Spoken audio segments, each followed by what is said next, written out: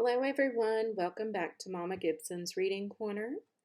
Today we are going to continue with Charlotte's Web by E.B. White. This is part 2. We will be beginning on page 25, chapter 4, Loneliness. The next day was rainy and dark. Rain fell on the roof of the barn and dripped steadily from the eaves. Rain fell in the barnyard and ran in crooked courses down into the lane where thistles and pigweed grew. Rain spattered against Mrs. Zuckerman's kitchen windows and came gushing out of the downspouts. Rain fell onto the backs of the sheep as they grazed in the meadow. When the sheep tired of standing in the rain, they walked slowly up the lane and into the fold. Rain upset Wilbur's plans. Wilbur had planned to go out this day and dig a new hole in his yard. He had other plans too. His plans for the day went something like this. Breakfast at 6:30, skim milk, crusts, middlings, bits of donuts, wheat cakes with drops of maple syrup sticking to them, potato skins, leftover custard pudding with raisins, and bits of shredded wheat. Breakfast would be finished at 7. From 7 to 8, Wilbur planned to have a talk with Templeton, the rat that lived under his trowel. Talking with Templeton was not the most interesting occupation in the world, but it was better than nothing. From 8 to 9, Wilbur planned to take a nap outdoor in the sun. From 9 to 11, he planned to dig a hole or a trench and possibly find something good to eat buried in the dirt. From 11 to 12, he planned to stand still and watch flies on the board, watch bees in the clover, and watch swallows in the air. 12 o'clock, lunchtime. Middlings, warm water, apple parings, meat gravy, carrot scrapings, meat scraps, stale hominy, and the wrapper off of a package of cheese. Lunch would be over at 1. From 1 to 2, Wilbur planned to sleep. From 2 to 3, he planned to scratch itchy places by rubbing against the fence. From 3 to 4, he planned to stand perfectly still and think of what it was like to be alive and to wait for Fern. At 4 would come supper, skim milk, provender, leftover sandwich from Lurvy's lunchbox, prune skins, a morsel of this, a bit of that, fried potatoes, marmalade drippings, a little more of this, a little more of that, a piece of baked apple, a scrap of upside-down cake. Wilbur had gone to sleep thinking about these plans. He awoke at 6 and saw the rain. It seemed as though he couldn't bear it. I get everything all beautifully planned out, and it has to go and rain, he said. For a while he stood gloomily indoors. Then he walked to the door and looked out. Drops of rain struck his face. His yard was cold and wet. His trowel had an inch of rainwater in it. Templeton was nowhere to be seen. "Are you out there, Templeton?" called Wilbur. There was no answer. Suddenly, Wilbur felt lonely and friendless. "One day, just like another," he groaned. "I'm very young, have no real friend here in the barn. It's going to rain all morning and all afternoon. And Fern won't come in such bad weather. Oh, honestly." And Wilbur was crying again, for the second time in 2 days. At 6:30, Wilbur heard the banging of a pail.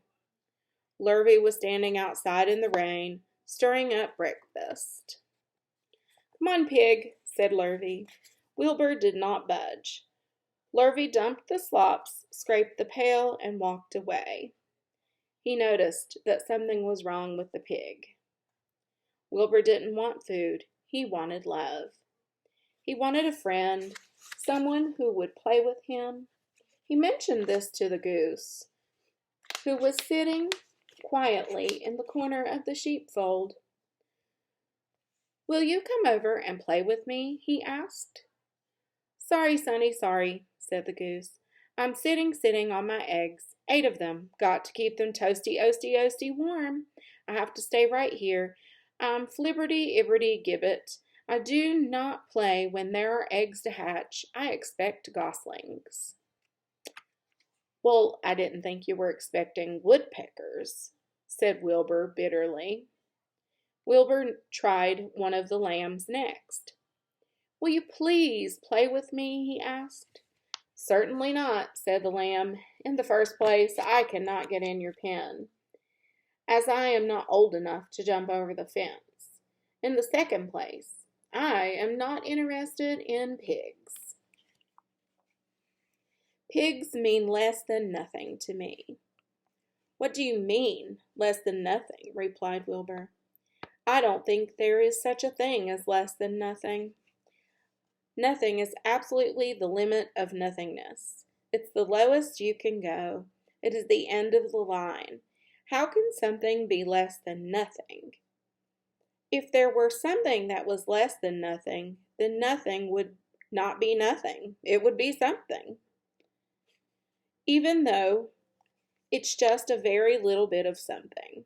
But if nothing is nothing, then nothing has nothing that is less than it is. Oh, be quiet, said the lamb. Go play by yourself. I don't play with pigs. Sadly, Wilbur lay down and listened to the rain.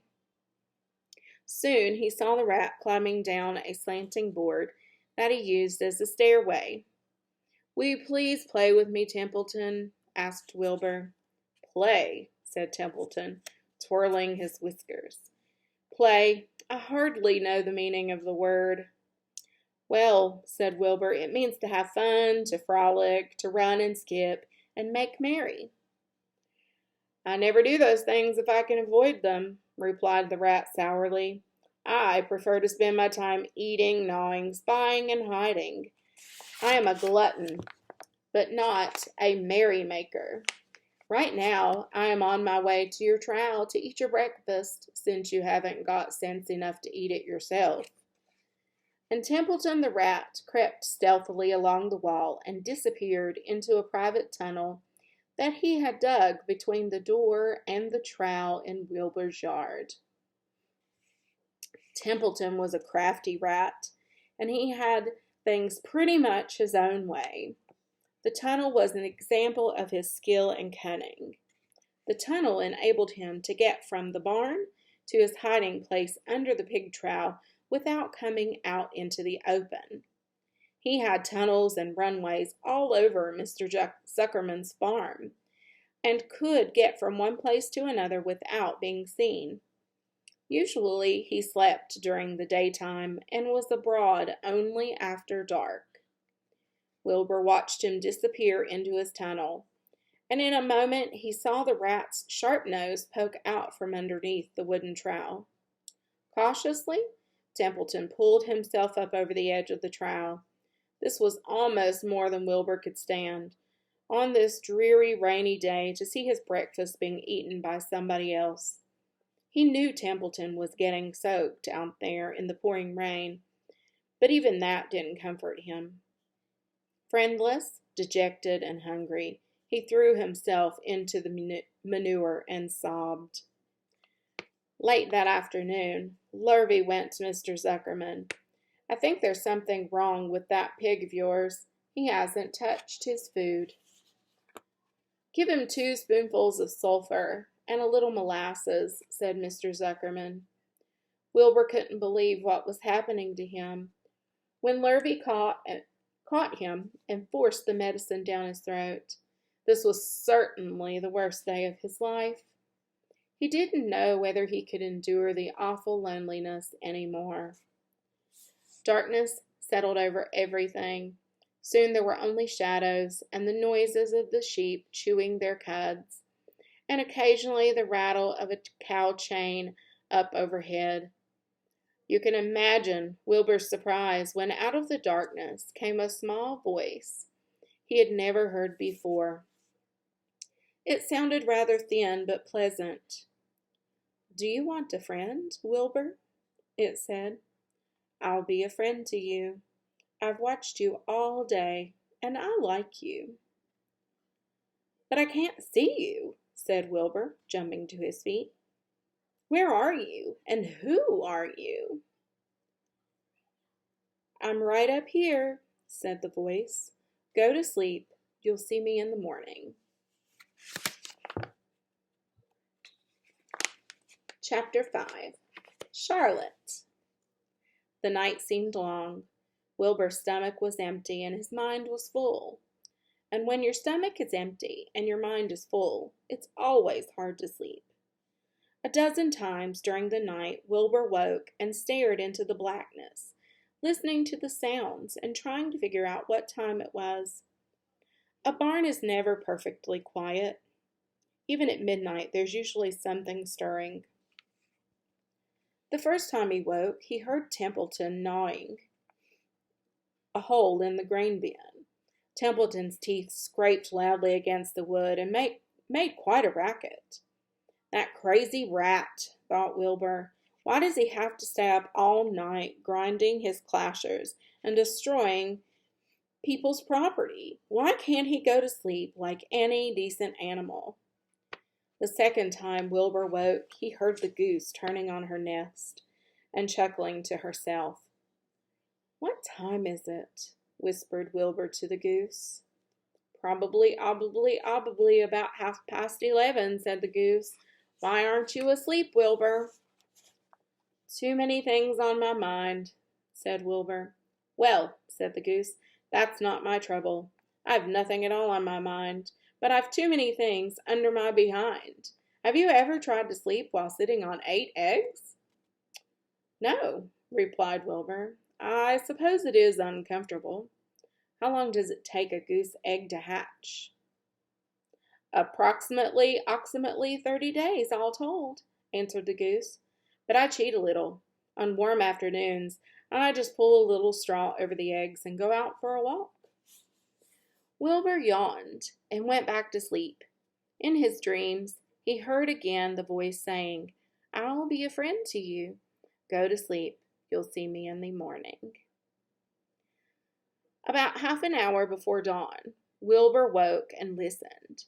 The barn was still dark. The sheep lay motionless. Even the goose was quiet. Overhead, on the main floor, nothing stirred. The cows were resting. The horses dozed. Templeton had quit work and got off on some errand. The only sound was a slight scraping noise from the rooftop, where the weather vane swung back and forth. Wilbur loved the barn when it was like this, calm and quiet, waiting for light. Day is almost here, he thought. Through a small window, a faint gleam appeared. One by one, the stars went out. Wilbur could see the goose a few feet away. She sat with her head tucked under a wing. Then he could see the sheep and the lambs. The sky lightened. "Oh, what a beautiful day it is here at last. Today I shall find my friend." Wilbur looked everywhere. He searched his pen thoroughly. He examined the window ledge, stared up at the ceiling, but he saw nothing new. Finally, he decided he would have to speak up. He hated to break the lovely stillness of dawn by using his voice, but he couldn't think of any other way to locate the mysterious new friend who was nowhere to be seen. So Wilbur cleared his throat. "Attention, please," he said in a loud, firm voice. "Will the party who addressed me at bedtime last night kindly make himself or herself known by giving an appropriate sign or signal?" Wilbur paused and listened. All the other animals lifted their heads and stared at him. Wilbur blushed, but he was determined to get in touch with his unknown friend. "Attention, please," he said. "I will repeat the message. Will the party who addressed me at bedtime last night kindly speak up? Please tell me where you are, if you are my friend." The sheep looked at each other in disgust. "Stop your nonsense, Wilbur. said the oldest sheep. "If you have a new friend here, you are probably disturbing his rest. And the quickest way to spoil a friendship is to wake somebody up in the morning before he is ready. How can you be sure your friend is an early riser?" "I beg everyone's pardon," whispered Wilbur. "I didn't mean to be objectionable." He lay down meekly in the manure, facing the door. He did not know it, but his friend was very near, and the old sheep was right. The friend was still asleep. Soon Lurvy appeared with slops for breakfast. Wilbur rushed out, ate everything in a hurry, and licked the trowel. The sheep moved off down the lane. The gander waddled along behind them, pulling grass. And then, just as Wilbur was settling down for his morning nap, he heard again the thin voice that had addressed him the night before. "Salutations," said the voice. Wilbur jumped to his feet. "What?" he cried. "Salutations," repeated the voice. "What are they? And where are you?" screamed Wilbur. "Please, please tell me where you are, and what are salutations?" "Salutations are greetings," said the voice. "When I say salutations, it's just my fancy way of saying hello or good morning. Actually, it's a silly expression, and I am surprised that I used it at all. As for my whereabouts, that's easy. Look up here in the corner of the doorway. Here I am. Look, I'm waving." At last, Wilbur saw the creature that had spoken to him in such a kindly way. Stretched out across the upper part of the doorway was a big spider web, and hanging from the top of the web, head down, was a large gray spider. She was about the size of a gumdrop.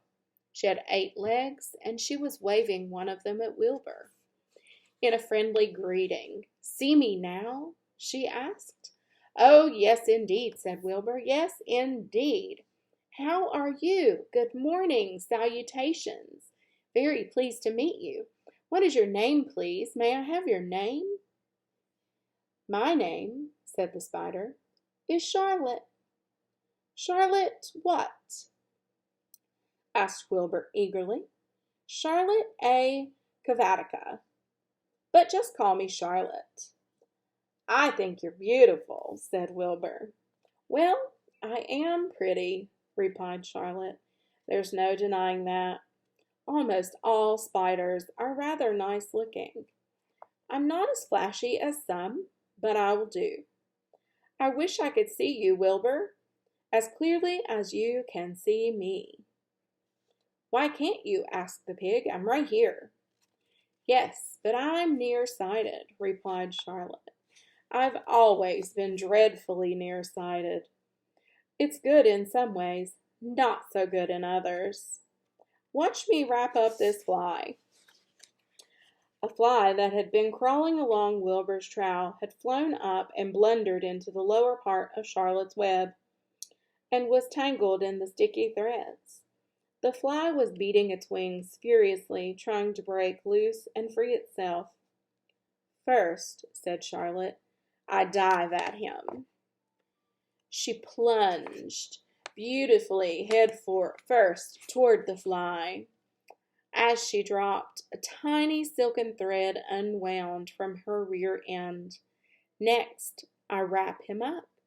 She grabbed the fly and threw a few jets of silk around it, rolled it over and over, wrapping it so that it couldn't move. Wilbur watched in horror. He could hardly believe what he was seeing. Although he detested flies, he was sorry for this one. "There," said Charlotte. "Now, I knock him out so he'll be more comfortable." She bit the fly. "He can't feel a thing now," she remarked. "He'll make a perfect breakfast for me." "You mean you eat flies?" gasped Wilbur. "Certainly. Flies, bugs, grasshoppers, choice beetles, moths, butterflies, tasty cockroaches, gnats, midges, daddy longlegs, centipedes, mosquitoes, crickets, anything that is careless enough to get caught in my web. I have to live, don't I?" "Why, yes, of course," said Wilbur. "Do they taste good?" "Delicious, of course. I don't really eat them. I drink them. I drink their blood. I love blood," said Charlotte. And her pleasant, thin voice grew even thinner and more pleasant. "Don't say that," groaned Wilbur. "Please don't say things like that." "Why not? It's true. And I have to say what is true. I am not entirely happy about my diet of flies and bugs, but it's the way I'm made. A spider has to pick up a living somehow or other, and I happen to be a trapper. I just naturally build a web and trap flies and other insects. My mother was a trapper before me. Her mother was a trapper before her. All our family have been trappers. Way back for thousands and thousands of years, we spiders have been laying for flies and bugs." "It's a miserable inheritance," said Wilbur gloomily. He was sad because his new friend was so bloodthirsty. "Yes, it is," agreed Charlotte, "but I can't help it. I don't know how the first spider in the early days of the world happened to think up this fancy idea of spinning a web, but she did, and it was clever of her too. And since then all of us spiders have had to work the same trick. It's not a bad pitch, on the whole." "It's cruel," replied Wilbur, who did not intend to be argued out of his position. "Well, you can't talk," said Charlotte. "You have your meals brought to you in a pail. No one feeds me. I have to get my own living. I live by my wits. I have to be sharp and clever, lest I go hungry. I have to think things out, catch what I can, take what comes. And it just so happens, my friend, that what comes is flies and insects and bugs. And furthermore," said Charlotte, shaking one of her legs, "do you realize that if I didn't catch bugs and eat them, bugs would increase and multiply and get so numerous that they would destroy the earth, wipe everything out?" "Really?" said Wilbur. "I wouldn't want that to happen. Perhaps your web is a good thing after all." The goose had been listening to this conversation and chuckling to herself. "There are lots of things that Wilbur doesn't know about life," she thought. "He's really a very innocent little pig. He doesn't even know what's going to happen to him around Christmas time. He has no idea that Mr. Zuckerman and Lurvy are plotting to kill him." And the goose raised herself a bit and poked her eggs a little further under her, so they wouldn't receive the full heat from her warm body and soft feathers. Charlotte stood quietly over the fly, preparing to eat it. Wilbur lay down and closed his eyes. He was tired from his wakeful night and from the excitement of meeting someone for the first time.